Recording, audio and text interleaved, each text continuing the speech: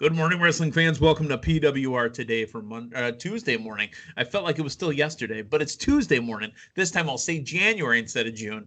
It's January 19th, 2021 on the man they call Meathead. And boy, you know what? You would think that I'd be up and ready to go, as brisk and as cold as it is outside. You know, we're getting ready for Sunday's big game, getting the temperature down nice and low. You know you're in Wisconsin, and you know it's football season, the championship season, when you can keep all your meats outside in the snow and you're not worried about anything happening to them. I'm the man they call Meathead, and bringing in this morning once again is the lovely and she's keeping warm, Linda Kay. Good morning, Meathead. You know, it's funny you mentioned cold meat. There was a sign. Okay, so during Packer games, I always find it awesome how the cameraman always pans over and finds everything like Wisconsin, if you will. And somebody had the sign that said COVID as an acronym, but it said cheese on venison is delicious. And yeah, I don't know, just kind of made me think about that once you mentioned meat outside. So yeah, well, I mean, you know, you don't want to pull your meat outside, but I mean, you do want to put your meat outside. You know what I'm saying? Mm-hmm. You know what I miss though from the games? Obviously, where's the bikini girls? You know who I'm talking about, right? Oh yeah, absolutely. Yeah, where are they? Did they not get tickets? Maybe they're not season ticket holders, because that's what season you ticket be pass right now. holders. Yeah. Oh, pass holders, excuse me. Here's the weird thing, you know, and I talked to our dear, close personal friend, to steal a line from me and Gene, obviously, the gun show, Lance Allen, and I had asked him, why are they not opening up the skyboxes? You would think, me personally, you would think that that's something that would be safer than, say, just randomly going into the stands. And he said it's a safety protocol. They can't open up the boxes. Unless you're Lil Wayne, and then you get a private box. Yes. You saw Lil Wayne up there, right? Yeah, and he wrote and recorded a new Packers song for this season. Yeah, the new hype song, yeah. Mm-hmm. Last time he did one, it was for the Super Bowl. Yeah. Hey, that's okay. I'm ready to go. It seems like it's Packers year, but it is your time to listen to us talk about our friends at manscaped.com. And Manscaped, you know, again, it's winter, so it's kind of anti-scaping time, right? But no. Go ahead, manscape yourself, clean off all that bear fur that you're wearing underneath all your clothes, and get yourself nice and silky smooth. 20% off using the promo code PWR and free shipping. And you can get the promo package, excuse me, the care package with that promo code as well. And you can get all the stuff, the ball powder, the boxers, the toiletry bag, as Dave Hero calls it, the gimmick bag. Plus, once you're shaved silky smooth, then you're going to be freezing. Then you call up collarandelbowbrand.com. And again, I cannot say enough about Bueno Hermanos t-shirt from our friends, the Good Brothers at collarandelbowbrand.com. PWR 360 will save you 10%. When you're ordering with them. Have you ordered any new gear lately, Linda, from Collar and Elbow? I'm trying to think of what the last one I ordered was, but you know, I have to flip through my massive Collar and Elbow t-shirt collection in my closet here and see what the latest and greatest. Yeah, it's been a while since I've gone through a t-shirt collection, because you should know this as well as, you know, anybody that does what you do and did what I did. I used to have a stack taller than myself of bar t-shirts. I mean, just any time a liquor company came around, I got a t-shirt for me, t-shirts to hand out to everybody else. Well, hey, we got a new liquor that we'd like you to promote. Here's a t-shirt for you, t-shirts for other people. So, I mean, I had a stack of those things. You think you have a big liquor t-shirt collection. Right. I think you got a bigger one. Right. So that's what I'm saying. I mean, you get it. And I'm 6 foot tall, and I had a stack as tall as me, even bigger. So, yes. Let's talk wrestling. Linda, last night's Monday Night Raw. We had asked the question out loud, what's going on with Randy Orton? Well, they opened the show with it.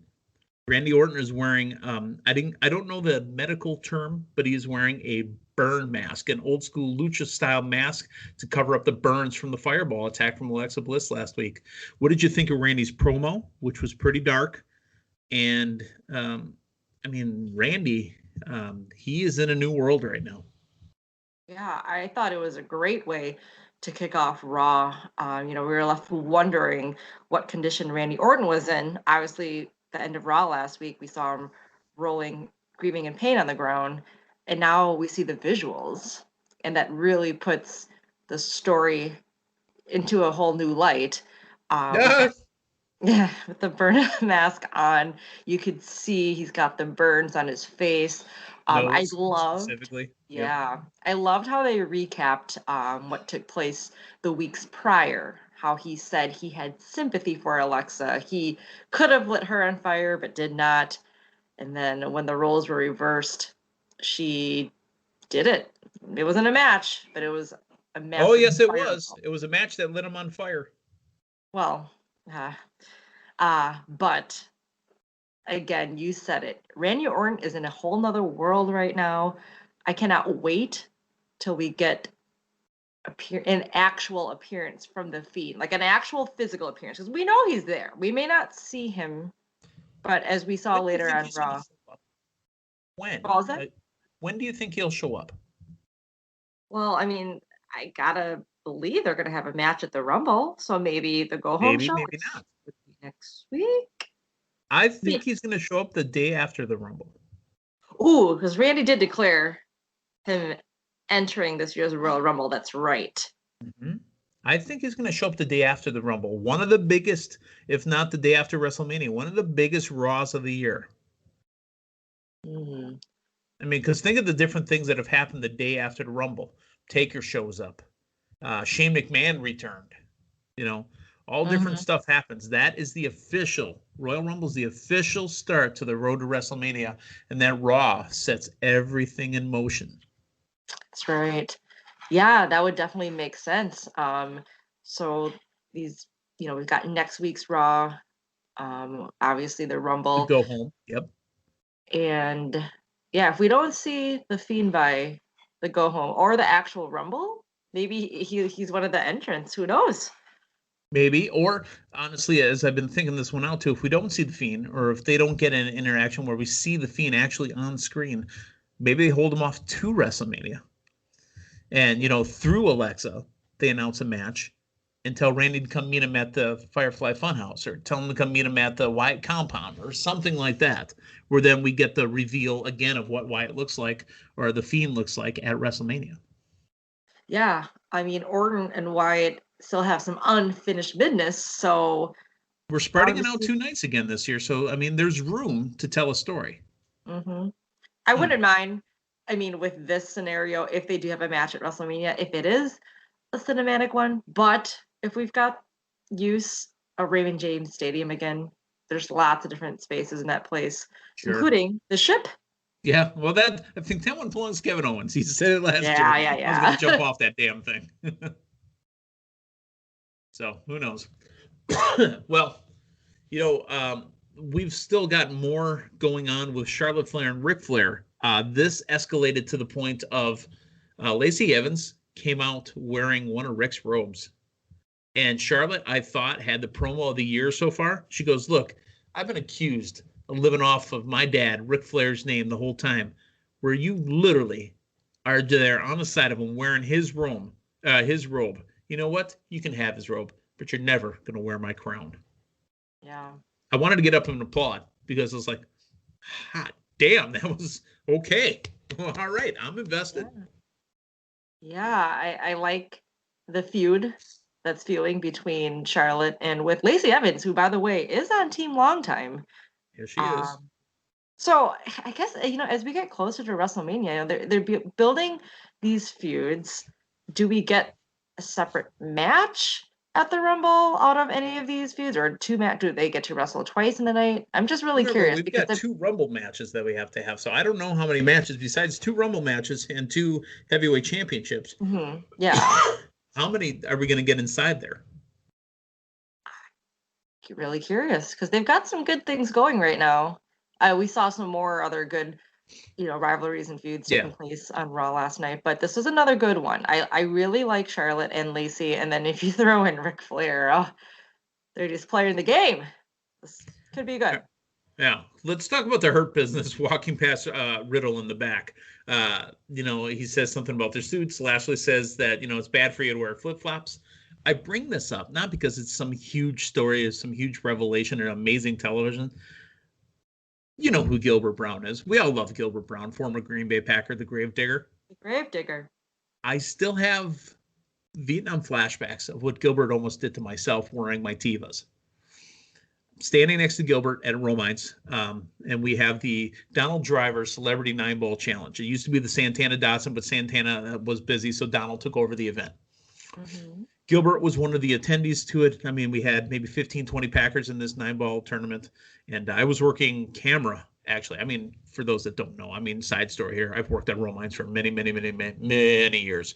Showed pay-per-views, DJ, did all that other stuff, but working camera for this event. And it happened to be mid-April, so it was warm. I had some shorts on, I had some Tevas on, and he goes, man, you shouldn't be wearing sandals. And literally, Gilbert lifts his foot. This is before Gilbert had gotten into post-career shape that he's in, looking good the way he does. Mm-hmm. I saw my life flash before my eyes because he brought it down to within inches of my feet. He was going to stomp my little toes. Still get Vietnam flashbacks. So when I saw that last night, when Lashley stomped on Riddle's toes, oh boy, I'm telling you, PTSD is no joke, folks. Yeah, you could feel it, even though it didn't happen, but you still somehow did. Crazy. Obviously, a joke afterwards, and Gilbert had taken some food home to go with him, and we had to chase down the limo because the food was too slow, and I had to put the food into the limo. Window opens, take the food, limo drives off. Good stuff, though. But I'm telling you, when I saw his feet go and stomp on Riddle, I felt it. I absolutely felt it. Xavier Woods versus Mace. This is interesting. Retribution, I really felt over the last few months, was already on its way out the door. They're not done with Retribution, and Retribution is getting some wins. Xavier Woods got the beatdown from Retribution. Mace with the win. Yeah, I mean, I think the true story of that match last night was the promo by Mustafa Ali, mentioning Xavier Woods. I love his gear, by the way, too. The Muhammad Ali gear that he had on with the butterfly. Mm-hmm. The bee. But him more so calling out Kofi, that was really what struck me, and I like it. I want to see a Kofi Kingston and Mustafa Ali match if that's what can come about. He did mention that Kofi's jaw was broken, okay, but we don't know really how long or to the extent of that. He did mention a little bit. He said that it was possible he could show up by the Elimination Chamber. I thought he said, I hope we will. I'm sorry, I must have misheard it. I thought he said that he wasn't sure if he would be back in time for the Rumble, but he hopes he's not, and that he's not ready still by Elimination Chamber. But okay, well, you might have heard it better than I did. Yeah. Okay.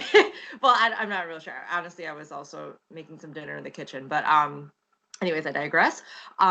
This could be a strong lead up for what could be a tremendous match at WrestleMania. Seems like they were kind of hinting that just because they brought up how 2 years ago when then Mustafa Ali was hurt, Kofi got his place in the Elimination Chamber, and we know what happened with Kofi winning, his ride to WrestleMania for Kofi Mania. So that being said, I did find it interesting how they really had a big focal point on that. And then, of course, the beatdown on Xavier. So, I like the spot of the interview too, because that looked like it was in the Rays dugout. Yeah, I saw the All-Star Game logo in the background. Mm-hmm. But like you said, it seemed like Retribution may have been out the door, or just maybe not getting this push. But they are getting the wins, and that promo alone from Mustafa Ali got me a little bit more into Retribution. Wow. Yeah, and there was talk that Mustafa wasn't going to get a open mic or a live mic anymore either. So. Oh yeah, I did read about that as well. But here we are. So okay, Mace with the win over Xavier Woods. I'm happy with it. We talked about it a little yesterday morning, but we didn't talk about the video to present it. Did you see the video's name, and did you see Triple H's name? It literally was a joke grenade that went off for me last night, not Monday night. His name was Henry. What was it? Henry Pankey. Yes. Do you know why it's Henry Pankey? Or is Henry E. Pankey? That's what it was. Okay. Yes. What's the nickname for Henry? Hank. Hanky Panky. Okay, I totally didn't get it. I did read that over and over because obviously Stephanie's was I need a real man. I need a real man, yeah. Real man. But You're right. The hanky panky. Oh gosh, I just got it. It was a Joker name. Like I said, I watched the Raw last night and went, hey, oh, come on. Okay. You know what? That's kind of funny. Actually, the funniest thing Triple H did was rip that rug off of his head. There was a little bit of a issue in the video department because they flashed to Alexa Bliss in the ring during the commercial and then came back to it. But, that kind of stuff's going to happen. Yeah. I'm still very happy that they re-announced Tampa Bay. It's very special to have your first again. And then WrestleMania 38 from AT&T Stadium in Arlington, WrestleMania 39 at the SoFi in LA on April 2nd, 2023. I really do see, unfortunately, myself not making it to Tampa, but I'd love to make it to Big D, go see Big D, and actually hang out in Dallas. Yeah. Yes, it's going to be amazing. Alexa's Playground. I have to ask you this too, and I looked it up. Linda, we know that you're a Packer fan like myself, and you pay attention to the games like I do as well. What is this new camera they're using on Fox for the NFL games? Do you know what I'm talking about? I'm not sure. Is it like a 4K camera or an 8K camera? Because when they score touchdowns, there's a different look to it. It's almost like it's a 3D camera because the background goes fuzzy. I guess, not going to lie, this past game, I had a couple hard seltzers, if you will. Hard seltzer. So. Ooh, some wine coolers. Ooh, Linda on the wine coolers. Thank you for the snort laugh. That was great. But the reason I bring this up, Roman Reigns got that camera action on Friday night on SmackDown, and Asuka got that camera action last night on Raw as well. I want you to pay attention to it. Comment on the thread, comment on Facebook, comment on YouTube, wherever you watch wherever you listen to us. I need to know what that camera is. If you guys noticed it too, because I thought it was just a Fox thing, but I saw it on Raw last night as well. It's like they're using some sort of new camera angle, some sort of new camera lens, but it looks crisper because, to be honest, with all the LEDs and lights that go off behind the wrestlers, a lot of time the picture looks distorted to me, and it looked a lot crisper and a lot cleaner. But it's not on there all the time because Alexa didn't get that camera angle. So it's weird how it's going on. Go back and watch it if you got it on DVR, or just pay attention to the SmackDown coming up this week. They might even use it on NXT this week. I don't know. I did notice when Jeff Hardy came out that it looked a little different, and I thought to myself, I might have missed Hardy. It might have been on him too. Screen. Yeah. It kind of felt to me like it looked like there was a green screen behind him or something, and it wasn't. Okay, but that's it. That's exactly it right there. Okay. Oh, okay. So I did notice. I don't know what it is. Like I said, it seems to be a little bit crisper, but it is what it is. Let's talk about Alexa's Playground, though. Asuka just not feeling it. She was scared. Now, I didn't understand why Asuka had to have the head mic as well. I know Alexa's thing is to wear the head mic, because so she can hold on to the swings and move back and forth, but Alexa got in Asuka's head. Something fierce. And they're setting up the main event for last night. And I love, it's got to be somebody under the ring pulling it, or it's a remote control on the rocking horse. But I love the rocking horse moving on its own. Your thoughts of the whole interview segment? Well, I really liked how the Fiend was pretty much Alexa's invisible friend. Yeah. Made me think of a lot of horror movies right, where exactly. There's always like the kid who has that invisible friend, but it's actually an entity or a spirit. So it played off really well with Alexa's Playground. As far as Asuka having the mic and the headset, probably because she came out very playful and danced around a bit. Animated. Too. Yeah, animated, yeah. Until she said Yowie Wowie and mentioned the Fiend's name, and that's when Alexa... She lost it. Really ticked, yeah. We can go over the other matches from Raw, but really I want to talk about the main event and the way the show ended. It was Asuka, it was Alexa, and everybody kept asking, is Alexa ready for Asuka? I don't think Asuka was ready for Alexa. That was a clean win. She used the Fiend's moves, Sister Abigail.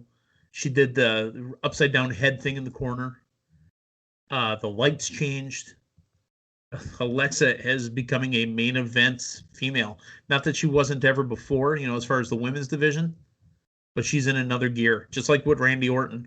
And again, just the work being done by Alexa. I don't need to keep repeating myself. I've been saying this since last summer, but the work being done by Alexa is just next level stuff. Yeah, maybe we'll get an intergender match in the comeback here and have Alexa and Randy. I don't think that's going to happen, but that would be pretty neat. Yeah, it would be pretty neat. And like I said, clean win over the women's champion and one half of the women's tag team champions on the team they call Meatheads. Alexia Bliss with a big win. And at the end, she says, "Let me in." Wow. Yeah. That's how Raw went off the air. Again, Raw, we're not going to hide it here, folks. Raw sometimes can be a struggle to watch 3 hours of that because, like we talked about last week, it seemed like it was COVID Raw, as in, they're doubling up on segments because they don't have enough people there. We did skip over it, and I forgot to mention this. I actually was entertained by the dirt sheet with Goldberg. I was going to say, we got to talk about Gillberg. Yeah, Gillberg. And I'm failing, but I know the actor that played Drew McIntyre. He was on my show, The League, and multiple other shows. I can't think of his name right now, but I thought he did really well, actually. Yeah, it was. How old is Gillberg, by the way? I don't know, but I mean, he still looks like Gillberg. He was at Rowan's for an autograph signing after a Great Lakes Championship Wrestling show. Everything comes full circle. Isn't that great how... Out of some of the pictures I have, I think I still have my Gillberg picture on Polaroid. Wow. Yeah, I was going to say, though, isn't it great how, all these years later, things we're still seeing and actively talking about still really relevant, and just the memories and just everything that we have. Wow. It's this crazy awesome business called professional wrestling. While I'm not a wrestler. Excited. Yeah. I was going to say, well, I'm not a wrestler. I'm not in the wrestling business. You dabble. You've done work with OVW now. You've done work with Great Lakes Championship Wrestling. I mean, it's just fun to talk about it and to kind of, go along on this journey. Absolutely. Yeah, I mean, there's always something to keep us excited. I'm excited for Drew McIntyre next week. You can imagine Goldberg. Yeah, we'll be there. The actual Goldberg, unless Goldberg comes out, but that would still be pretty tremendous too. I miss when Jericho had Ralphus, and he kept with the sparklers and all that other stuff, and then Goldberg just speared him right on the stage. I miss that stuff. Jericho. One other reference too. I don't know if you caught this, Linda. I'm sorry. It popped in my head when they're doing the Dirt Show. It's Miz and Morrison backstage being interviewed before doing the Dirt Show. Johnny Morrison or Johnny Nitro or Morrison or whatever we were going to call him. He said controversy creates cash. I'm like, wait a minute. That's one of the very few books I've read. That's Eric Bischoff's book. Well, so caught me off guard there. I wonder what good old Eazy-E's got to say about it. But that is a crisp, clean, well, not 20. We're about 22-ish, 23. I don't know. But that's it. That's all we got. Yeah. Linda, thank you. We will talk to Matthew Thomas tomorrow. I believe there's a big reveal as far as the yes. So for Linda Kay on the Man They Call Meathead, hey, thanks for stopping by. So long, everyone.